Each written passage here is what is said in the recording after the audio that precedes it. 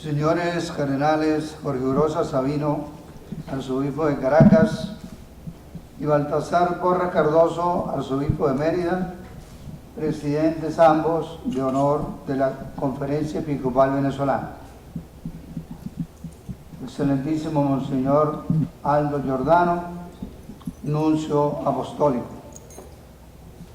Señores arzobispos y obispos de Venezuela.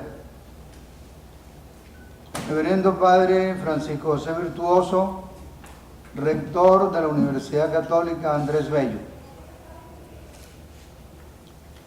Reverendo Padre José San José Prisco, rector del Colegio Español San José de Roma, residencia de los sacerdotes venezolanos enviados a estudiar a la ciudad eterna. Señores representantes de los diversos organismos eclesiales,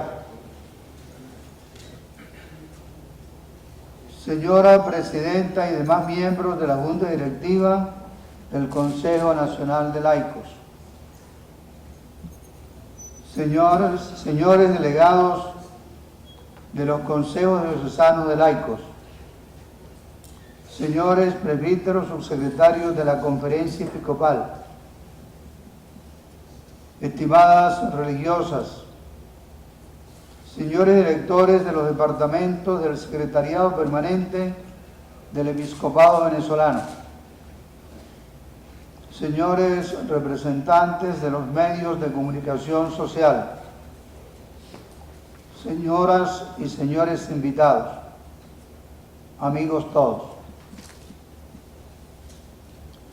Con esperanza y confianza abrimos la 77ª Asamblea Ordinaria Plenaria del Episcopado Venezolano en un clima de comunión fraterna, oración común y diálogo franco.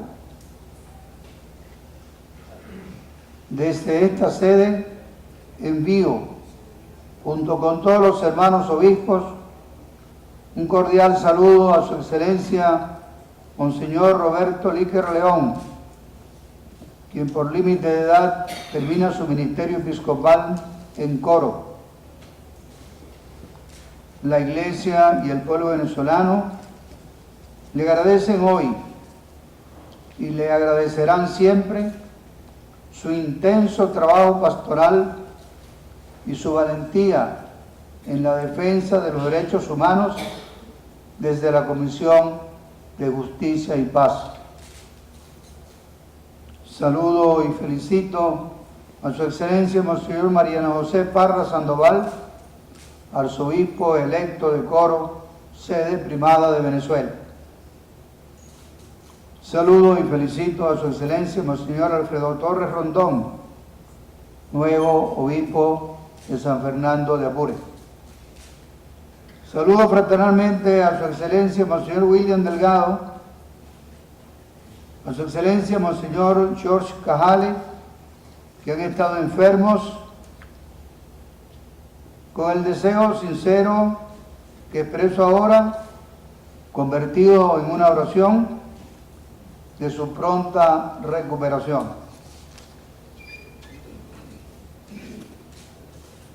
Siguiendo sus propios estatutos, la Conferencia Episcopal Venezolana realiza al año 2 asambleas plenarias, en enero y julio, para el encuentro personal, el análisis, la reflexión y toma de decisiones, tanto sobre la vida de la misma conferencia, de sus planes, programas y organismos de ejecución, como de la situación del país.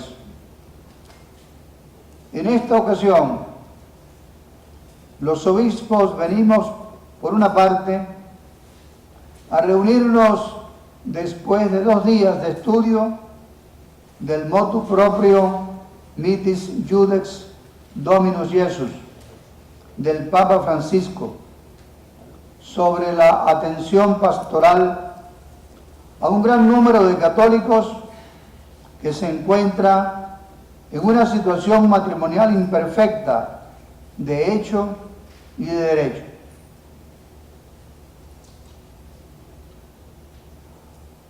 Es decir, de aquellos católicos que se han divorciado de su legítimo cónyuge y han vuelto a contraer nupcias civilmente, permaneciendo el vínculo de su matrimonio eclesiástico.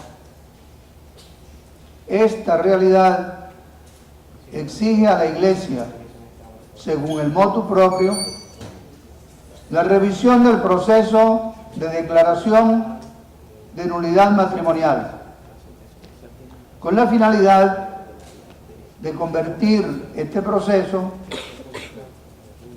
en algo más expedito y breve en manos del obispo diocesano. El primer párrafo del documento pontificio señala claramente el propósito de la intervención directa del pastor diocesano.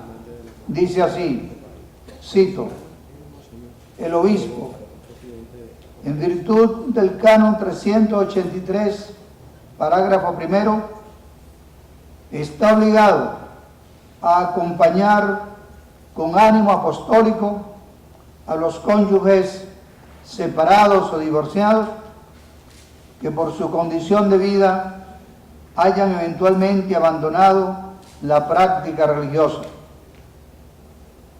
Por lo tanto, comparte con los párrocos la solicitud pastoral hacia estos fieles en dificultad. Termina la cita.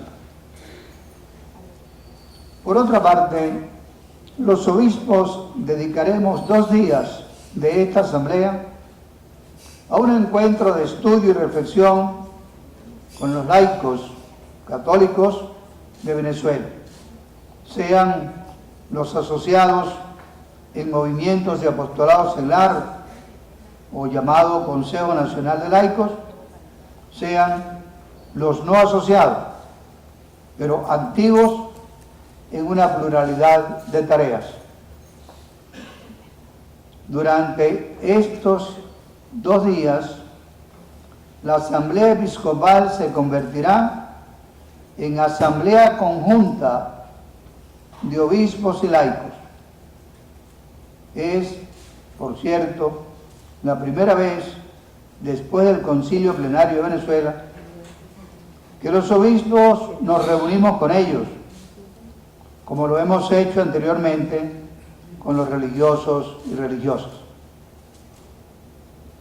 Este encuentro será de extraordinaria importancia, tanto para el cuerpo eclesial como para la sociedad venezolana.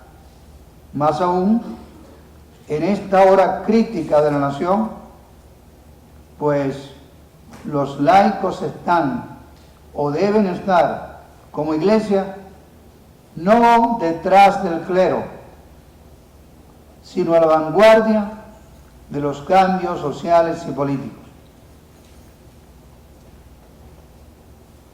Panorama eclesial.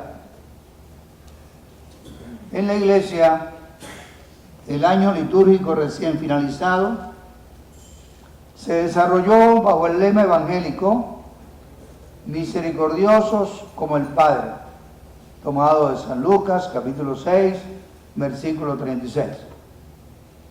Los fieles cristianos dispersos en el mundo, movidos por el Espíritu de Dios y convocados por el Papa Francisco, redescubrimos el mensaje central de las bienaventuranzas, la misericordia, que es la síntesis del Evangelio. En la Iglesia de Venezuela,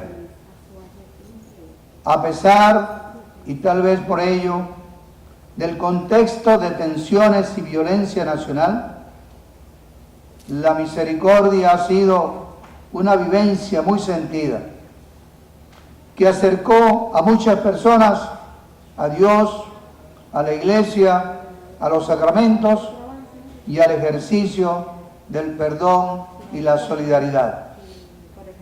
En particular, la predicación carismática de la misericordia, unida a sus obras corporales y espirituales, ha traído fortaleza y consuelo al país.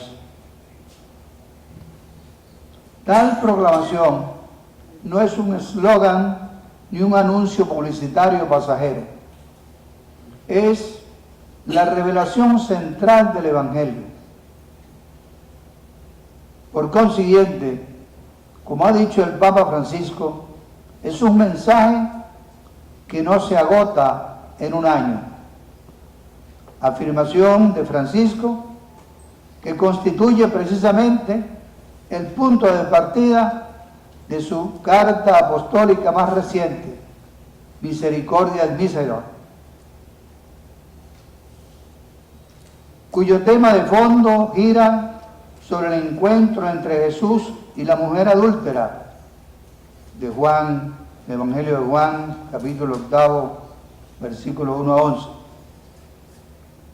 Quedaron, comenta San Agustín, solo ellos dos, la miserable, mísera y la misericordia.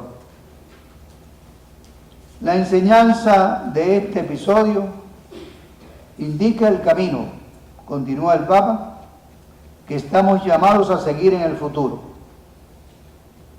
Esta es, pues, una carta programática, de aquí su importancia. En el año 2016 fue manifiesto el apoyo del Papa Francisco al proceso de paz en Colombia, así como sus reiteradas intervenciones a favor del diálogo y reconciliación en nuestra patria. Algo semejante a lo que antes había realizado de manera sorpresiva, pero muy significativa, por oportuna y prudente, para facilitar el restablecimiento de relaciones diplomáticas y comerciales entre La Habana y Washington. Francisco tiene sangre latinoamericana. Con gran sensibilidad humana, comprende y sufre, como cualquier otro latinoamericano atento y sensible, los problemas de injusticia, discriminación, violencia, hambre y enfermedades que padecen nuestros pueblos. En su corazón de Padre universal, nuestro continente ocupa, si no un único lugar, sí un lugar de preferencia. Los trabajos de los sínodos de 2014 y 2015 se ven enteramente reflejados en la extraordinaria exhortación apostólica Amoris Laetitia, la alegría del amor, que hace juego con la anterior, la alegría del Evangelio, y pone de relieve el Evangelio de la familia, cuyos valores son indispensables para garantizar la convivencia social y fundamentar la inspiración cultural cristiana en el actual cambio de época. Junto a esta exhortación, Amoris Laetitia, y en el marco del proceso de reforma de la curia que viene adelantando paulatinamente, el Papa ha puesto particular interés en destacar el protagonismo de los laicos, de la mujer y de la familia en la Iglesia y especialmente en la vida pública. Para promover y difundir los valores evangélicos en la sociedad, el Papa ha creado ad experimentum el nuevo dicasterio para los laicos, la familia y la vida, en sustitución de los anteriores consejos pontificios con finalidad semejante. Del mismo modo, otro dicasterio para el servicio al desarrollo humano integral, que comprende 4 consejos mundialmente conocidos, relativos todos a la justicia y la caridad, como son Justicia y Paz, Coruno, Emigrantes y Migrantes y Pastoral de la Salud. Igualmente, una constante del magisterio diario de Francisco es la referencia al papel de la mujer en la vida de la Iglesia.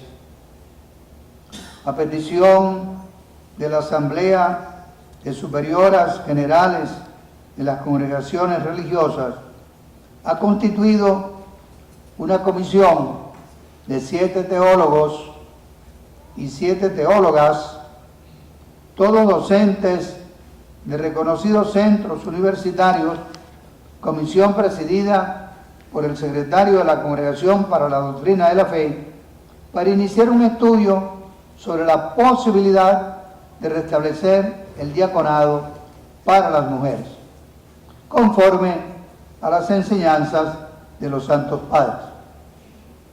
Después de esta investigación, quizás se restablezca en la Iglesia el ministerio de las diaconisas permanentes, de las cuales hace alguna mención la historia de los primeros siglos cristianos. En relación con el tema de la mujer, el Papa ha escrito recientemente una nueva constitución apostólica que lleva por título Vultum Dei Quaerere, buscar el rostro de Dios, en la que muestra su preocupación y afecto por la vida contemplativa femenina que se desarrolla en los monasterios. El contenido central de esta Constitución es la búsqueda de Dios a través de la historia de la humanidad, llamada a un diálogo de amor con el Creador.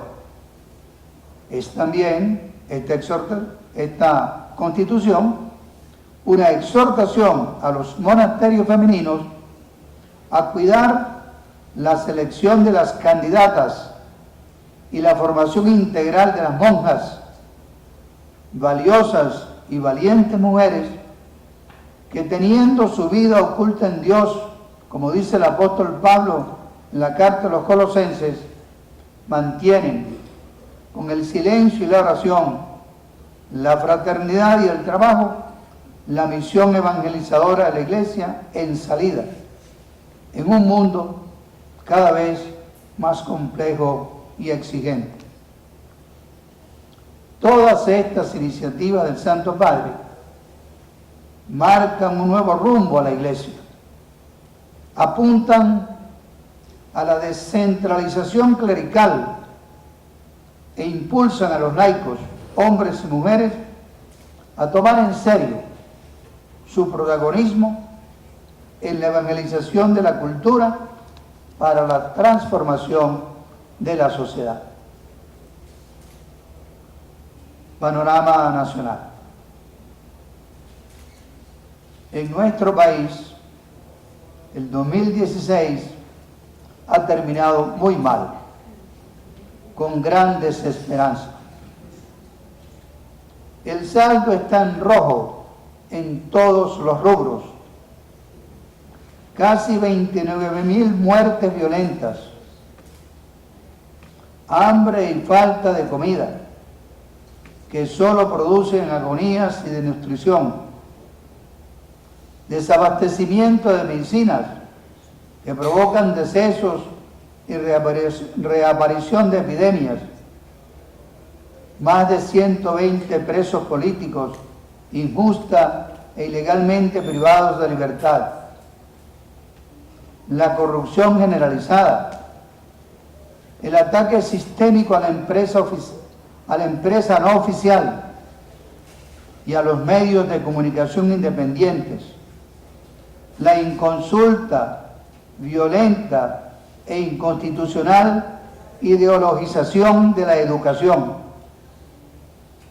los intentos de anular a la Asamblea Nacional, el cierre del camino electoral, la crisis financiera y últimamente la confusión e improvisación con el uso y desuso de la moneda de mayor valor, que creó gran incertidumbre y angustia en la población. A este resumen de equivocadas políticas debo añadir al menos 3 experiencias diversas en su modalidad, pero convergentes en su potencial de revelar el deterioro de la calidad humana y de la convivencia social, y en consecuencia su carácter interpelante para todos nosotros. La masacre de Barlovento, los saqueos de Cumaná, Ciudad Bolívar y otras partes, y el asalto al monasterio trapense en Mérida, junto con el robo y amedrentamiento a los monjes y a los visitantes. Todo ello ejemplifica una verdad patente, elemental y conclusiva. En la historia venezolana de los últimos 50 años, si no más, los ciudadanos no habíamos atravesado una etapa tan dura e incierta. No obstante, en el mismo panorama nacional del año, el acontecimiento más positivamente sobresaliente ha sido la elección de Monseñor Baltasar Enrique Porras Cardoso para cardenal de la Iglesia.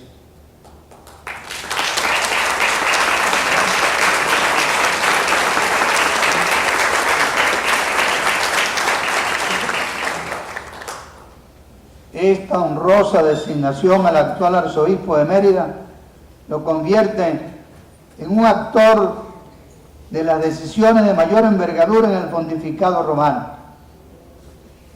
Ha pasado a ser oficialmente uno de los consejeros inmediatos del romano pontífice. A partir de ahora, sus opiniones y actuaciones tendrán resonancia mundial. Venezuela toda ha salido ganando. Él es un atleta del espíritu, de la dignidad, de la libertad y de la verdad. Él es un experimentado defensor del hombre y de sus derechos en cualquier escenario, dentro y fuera de nuestras fronteras. Para la Iglesia venezolana, este nombramiento ha sido una designación que nos enorgullece, pues como dice el apóstol Pablo, cito, en un cuerpo, cuando un miembro sufre, todos los demás sufren, y cuando un miembro es honrado, todos los demás se felicitan. Carta a los Corintios. Ha sido un regalo del Papa Francisco a toda la Iglesia y para toda Venezuela. Por eso los venezolanos le estamos inmensamente agradecidos y rezamos ahora con mayor fervor por él. Ha sido además una evidente ratificación de las líneas de acción social evangelizadora de la Conferencia Episcopal Venezolana. Ha sido también motivo de honda satisfacción para nuestro gentilicio en nuestra iglesia la elección del padre Arturo Sosa Abascal, jesuita, para el cargo de prepósito general de la Compañía de Jesús y primer sucesor de San Ignacio de Loyola, que no proviene del continente europeo.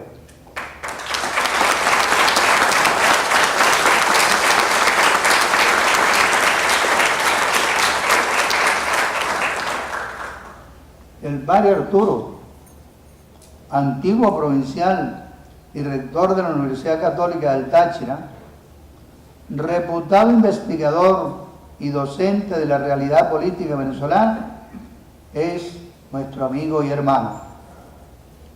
Él cuenta con nuestro afecto, nuestro reconocimiento y nuestra oración. Como broche de oro de su elección, esta ha coincidido con la clausura del año centenario de la reinstalación de la presencia de la Compañía de Jesús en nuestra tierra. Durante los últimos meses del año ocupó la cartelera el tema del llamado diálogo. Tras un prolongado increciendo de las tensiones políticas, pero sobre todo con un trasfondo de progresiva y dramática realidad socioeconómica que, como ya dije, llena de carencias, desafueros, improvisaciones y manipulaciones. Sin distinción de ideologías o credos, la población, los líderes políticos, las iglesias, los medios de comunicación social, las universidades y las más diversas instituciones solicitaban de modo apremiante la apertura de un diálogo entre el gobierno y la oposición. Parecía que todos, incluso el gobierno, estábamos de acuerdo en que ese era el camino para encontrar soluciones a los graves problemas del país.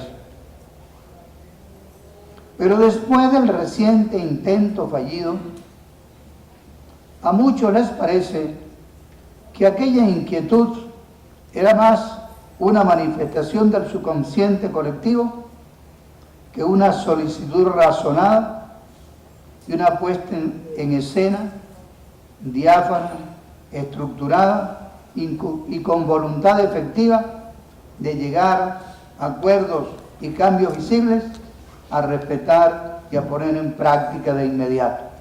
Por ejemplo, la liberación de todos los presos políticos. La mesa de diálogo, integrada por 4 equipos de trabajo, sesionó con altibajos y, en definitiva, su mecanismo no funcionó. La metodología empleada no condujo a resultados reales evaluables, como se esperaba. Predominaron los discursos y las promesas, pero sobre todo el diálogo fracasó en esta ocasión por una maligna conjunción de factores. No había entre las partes voluntad sincera de dialogar.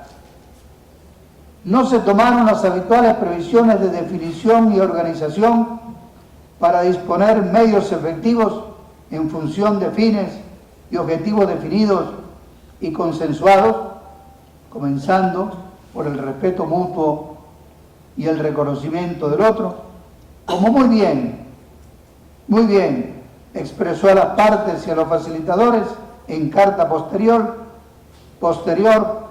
el secretario de Estado Vaticano y anterior nuncio en Venezuela, cardenal Pietro Parolin. Su pregunta clave fue y sigue siendo: ¿dónde están los resultados? La culpa del fracaso no fue del diálogo en sí, por sí, como mecanismo, ni de los facilitadores del proceso, en el que todos tuvieron una cuota desigual, pero real, de preocupación, trabajo y responsabilidad, sino de las partes sentadas en la mesa. Y es que, en efecto, ambas partes, gobierno y oposición, si bien a título diverso, no asumieron el diálogo en función del país, sino que lo consideraron más bien como una simple estrategia política, útil no para dirimir los grandes conflictos que afectan a todos por igual, sino para fines particulares, incluso subalternos. A la vista de lo ocurrido, me atrevo a concluir que para el partido oficial y el gobierno, el diálogo fue más bien un instrumento para ganar tiempo y frenar la presión interna y externa, y en concreto el referéndum revocatorio del mandato del presidente de la República. Para los sectores opositores e incluso algunos exmilitantes del primer oficialismo, como también simpatizantes de los llamados NINI, fue ocasión para exhibir las innumerables deficiencias, principalmente del Poder Ejecutivo, pero también de los otros poderes afines o dependientes de él, en materia de derechos humanos, economía, respeto a la autonomía de los poderes del Estado, en particular del Poder Legislativo, y transparencia y falta de transparencia en sus ejecutores. Algunos políticos y unos analistas, adversarios o distantes de la mesa de diálogo, han querido inculpar a la facilitación de la Santa Sede de haberse dejado engañar por el gobierno y haber enfriado los ánimos para la protesta en la calle y para proseguir la ruta del referéndum revocatorio en ese momento a medio camino. Otros han querido descalificar a la Conferencia Episcopal, atribuyéndole también una voluntad de apaciguamiento de las movilizaciones, y otros han ido más allá, pretendiendo descalificar al facilitador enviado de Roma e incluso al propio Papa Francisco. Sin descartar que siempre es posible obrar con mayor oportunidad, resulta fácil, aunque atrevido, hablar a posteriori y desde afuera del diálogo, pero bordea la responsabilidad y hasta la mala fe pasar del juicio de actos a la imputación de intenciones y la condena de personas.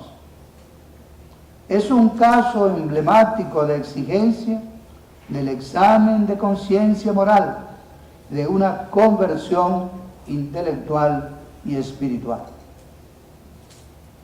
Frente a esa falsificación de los hechos, es importante recordar, aunque sea someramente, la verdad histórica.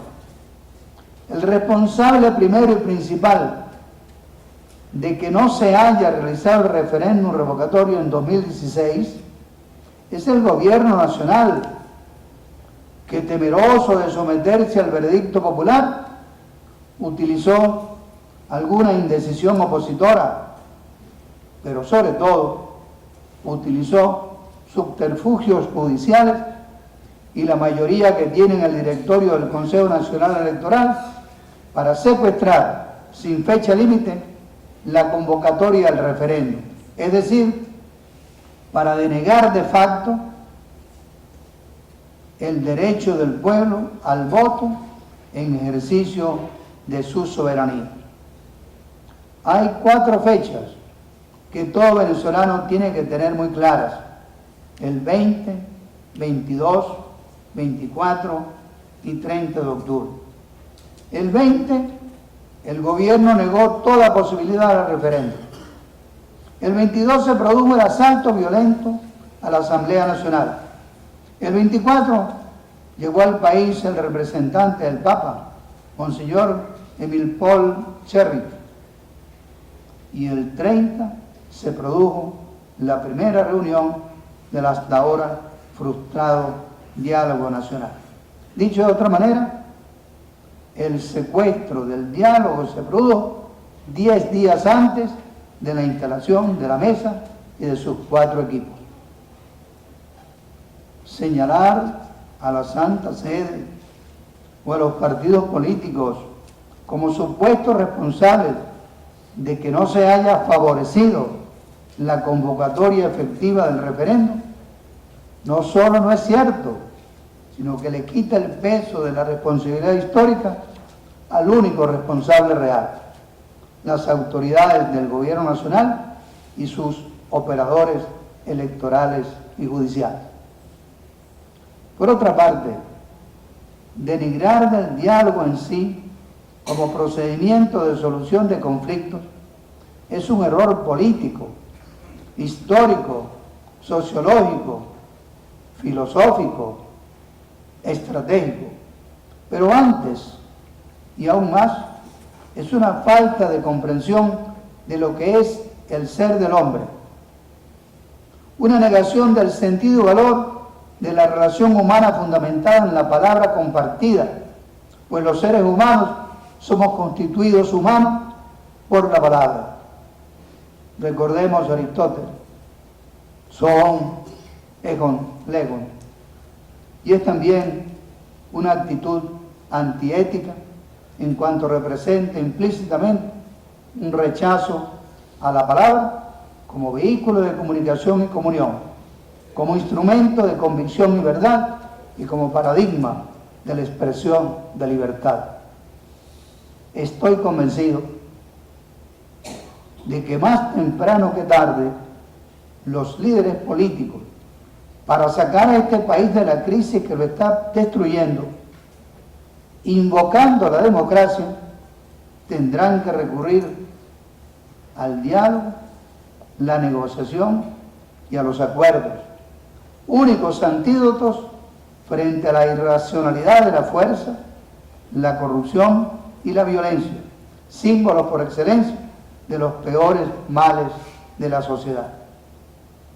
En ese marco, por honestidad y deber de justicia, los jefes de algunos partidos políticos de la oposición deberían admitir que en los días del diálogo no se comportaron a la altura de las circunstancias. No quisieron retratarse hablando con un gobierno que nunca ha dado garantías reales de cumplir lo que promete. Prefirieron preservar sus candidaturas personales de todo riesgo político electoral. Pero este comportamiento táctico no los libra de su responsabilidad frente al pueblo. También a este intento de diálogo ineficaz, hay que decirlo, le faltó en esa fase al menos el apoyo decidido y oportuno de la ciudadanía y más aún de la sociedad civil organizada. La tentación desgraciadamente recurrente tanto de las instituciones civiles y democráticas como del común de los ciudadanos es escurrir el bulto, evadir la propia responsabilidad y fomentar la antipolítica, haciendo caer el peso de todos los errores sobre los partidos políticos, aislados o integrados en alguna organización o alianza, e incluso sobre la propia actividad política como instancia de convivencia en sociedad y realización personal de servicio al bien común. Pero al mismo tiempo, las organizaciones políticas, sus militantes y la ciudadanía en general tienen que reconocer que no pueden alcanzar dichos fines de modo pacífico, constitucional, democrático y electoral sin la participación coherente y articulada de las instituciones, incluso la militar, cuyos miembros, todos, como integrantes del pueblo soberano, tienen derecho al sufragio electoral, dentro del respeto a las funciones que la norma constitucional y las leyes les asignan y por las cuales se responsabilizan. En este proceso no se puede excluir a ningún sector. En nuestra sociedad, concebida como un amplio bosque, cada sector, a manera de árboles, tiene sus propios planes. Es necesario cambiar de metodología de acción, pasar de la metodología individual o tribal de conuco a la de articulación de esfuerzos, modelos y proyectos. Las condiciones de los sujetos llamados a integrar una tal sinergia institucional son la honestidad en las actuaciones, promoción y respeto de los derechos humanos, defensa de la democracia y búsqueda del bien común. En este sentido, la Conferencia Episcopal renovará en los próximos días, como ejercicio de servicio subsidiario al pueblo, su exhortación a todos los sectores del país a traducir en programas, acciones y recursos algunas líneas básicas, positivas, incluyentes y prospectivas de una propuesta democrática, constitucional y pacífica para la superación política de la grave situación, de la grave crisis que nos agobia. Punto último. La Asamblea Conjunta de Obispos y Laicos. Como señalé al principio, en la agenda de esta 77ª Asamblea ocupará un gran espacio el programa de la Asamblea Conjunta de Obispos y Laicos durante el domingo y lunes próximo, mañana y pasado, 8 y 9 del presente mes. A partir del Concilio Vaticano II se ha ido esclareciendo cada vez más la vocación y misión de los laicos en la Iglesia y en el mundo. Para la Iglesia en nuestro país han sido determinantes en esta tarea tanto el magisterio conciliar y pontificio como el de los obispos latinoamericanos y del venezolano, especialmente el Concilio Plenario de Venezuela hace ya 10 años. Recientemente, el Papa Francisco escribió una carta al presidente de la Pontificia Comisión para América Latina sobre la importancia del compromiso de los laicos en la vida pública. La carta, sin embargo, está dirigida a los pastores, no a los laicos. La introduce el siguiente acápite: los laicos son los protagonistas de la Iglesia y del mundo, a los que los pastores están llamados a servir y no a servirse de ellos. Partiendo seguramente del contexto de la relación pastores y laicos en su tierra natal, Francisco describe como un cáncer la grave deformación eclesiológica del clericalismo, más preocupado, dice él, por dominar espacios que por generar procesos. En nuestra Iglesia, la tentación hoy no es tanto el clericalismo explícito de los pastores como la tendencia sutil de los laicos a buscar refugio en los aleros de los templos. Pero sin duda, esta tendencia tiene su origen en cierto estilo pastoral y más a fondo en una eclesiología y teología ya superadas. El compromiso más enraizado en la mentalidad común de los laicos en Venezuela es la incorporación a un determinado movimiento apostólico o la vivencia de una exclusiva corriente de espiritualidad, más que conciencia de pertenencia a la misma Iglesia y disponibilidad para la misión. El convencimiento general de que la fe es más devoción piadosa que salida, riesgo y compromiso también obstaculiza la comprensión del cristiano como discípulo misionero, según la definición de Aparecido.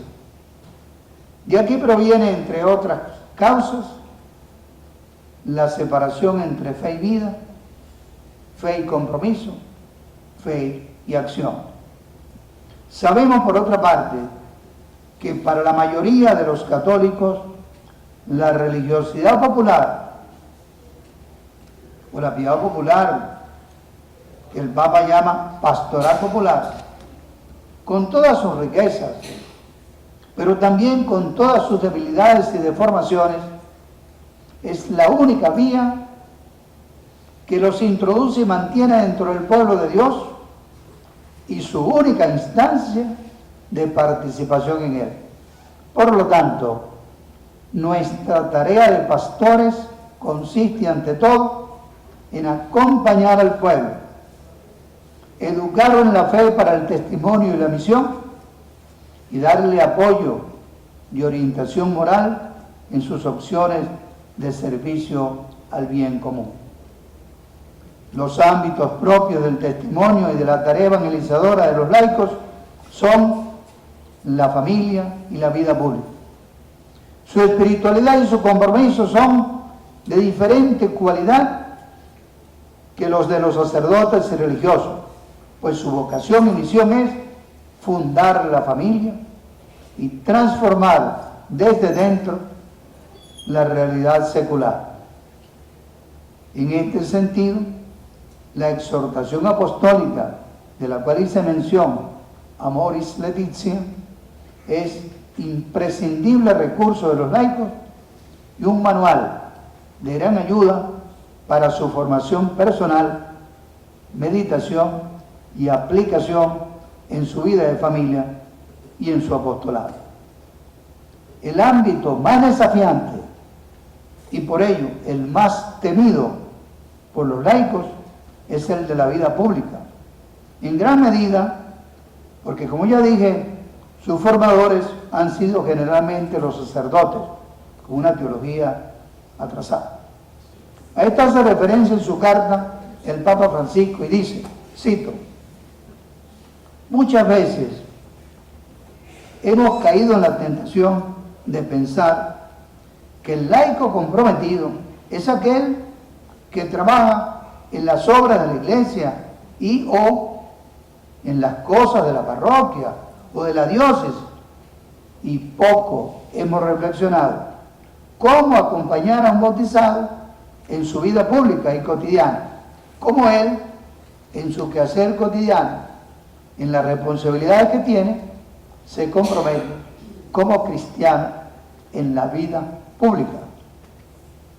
Por su parte, los laicos no ejercen en el campo sociopolítico su misión solamente con espiritualidad, sino como una organización eficaz.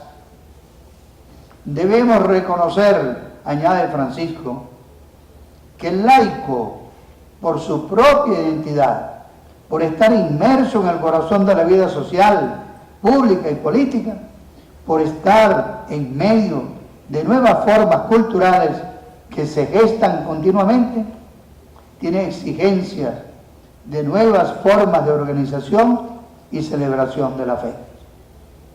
Termina la cita del Papa. Venezuela, en las actuales circunstancias, necesita, sí, un laicado bien formado, tanto religiosa como profesionalmente, pero más aún, sólidamente organizado.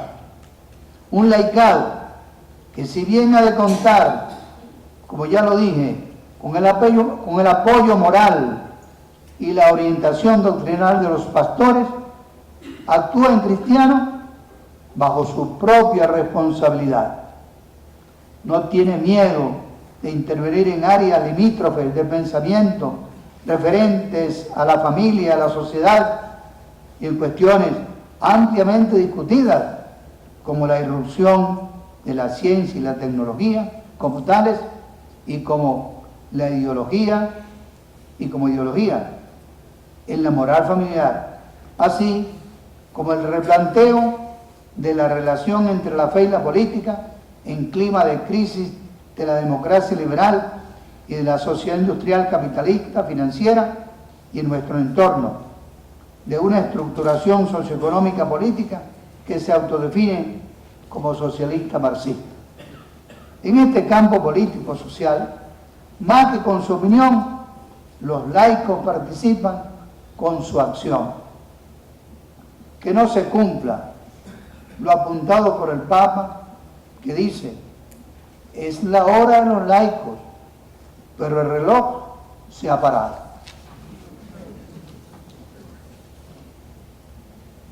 En la historia del país, ningún gobierno había hecho sufrir tanto por acción y omisión al pueblo como el que ahora administra formalmente las funciones.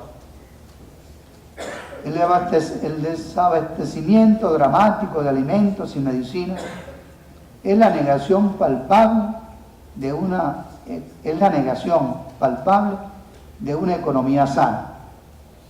La inseguridad y la violencia incontroladas es la negación de la capacidad de gobernar con justicia y orden. La corrupción y la injusticia sistemática imperantes son la antítesis de la honestidad y la verdad. El control absoluto de las finanzas, del derecho a la libre expresión y la persecución contra la disidencia son la negación de la confianza, la libertad y el diálogo. Lo anterior, más los intentos por vulnerar la memoria de pertenencia a una comunidad histórica y fundamentalmente una, el irrespeto a la dignidad inalienable de todos y cada uno, así como del derecho y deber de participar en el diseño y concreción de un presente común y de un futuro de esperanzas compartidas, configuran una desfiguración ética y espiritual intolerable. La Conferencia Episcopal y cada obispo en su diócesis, a lo largo del año 2016, no cesó de ofrecer una visión realista de la situación global que caracteriza al país en el momento. De muchas maneras, llamó a los dirigentes sociales y políticos a pensar en el país antes que en parcialidad. Denunció sin ambajes todas las formas del mal que dañan a la sociedad. Promovió el diálogo político entre el gobierno y la oposición y solicitó al Poder Ejecutivo autorización para abrir un canal humanitario.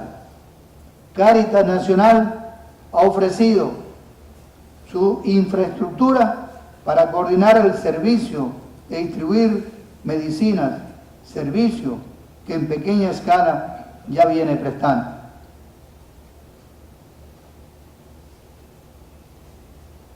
La Conferencia Episcopal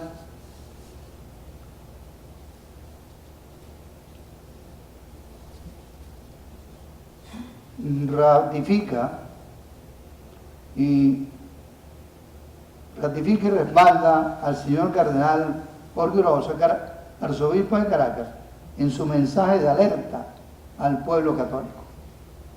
Porque el mayor desafío de los obispos es iluminar con la fe en Jesucristo y en su palabra la historia presente y cooperar con el bienestar material y espiritual del pueblo. Por todo ello, con enorme pesar, pero con realismo, debemos expresar serena pero firmemente que los venezolanos iniciamos el 2017 sumidos en un caos, es decir, vivimos una real tragedia de consecuencias históricas que afecta a personas, comunidades e instituciones, y no solo en sus modalidades funcionales, sino también en sus raíces más profundas, a la manera de un verdadero daño humano, social, espiritual. Concluyo. En este 2017 no podemos, sin embargo, dejar que nadie ni nada nos robe la esperanza. Este no es un momento para alimentar la depresión. La desesperanza no cabe en quien confía en el ser humano, porque él es criatura redimida por Cristo. Cristo es nuestra esperanza radical. No todo está perdido mientras haya una ciudadanía consciente con la fe y la esperanza activadas. Ciudadanía capaz de diseñar y emprender nuevos y mejores rumbos. Como nos dice el Papa Francisco, no tengamos cara de velorio o cementerio, sino de fuerza transformadora.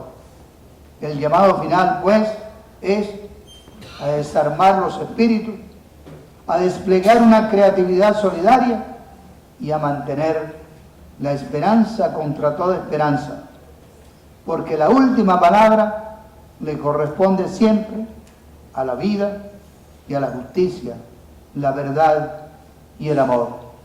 Desde los valores del Evangelio, en especial la solidaridad y el acompañamiento presentes en la persona del buen samaritano, la Iglesia de Venezuela, con la gracia de Dios, seguirá ofreciéndose como hospital de campaña, abierto a todos, curando y socorriendo a todos. Muchas gracias.